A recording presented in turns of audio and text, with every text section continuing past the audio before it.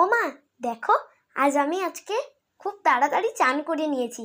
ভাইয়ের এখনো চান হয়নি। তো লাট সাহেবের ছেলে, কবে চান করবি রে তুই? যা না একটু চান করে আয়। আর যদি তুই চান না করিস, দেখ তোর বাবাকে বলে এমন মারটা না আমি খাবো, পুরো জীবনে মনে রাখবি তুই। আরে দেখ নিজের মুখটা একবার দেখ, পুরো কালো ভূত হয়ে গেছিস। যা একটু চান করে আয় যা। আজ গামছাটা নিতে কি একটু হাতে কষ্ট হয়? এই রে।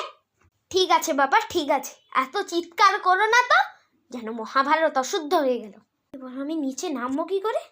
মেঝেটা তো একদম ঠান্ডা। না, সাহস করে নামতে হবে, নাহলে ওই ভূতটা আবার হাসবে।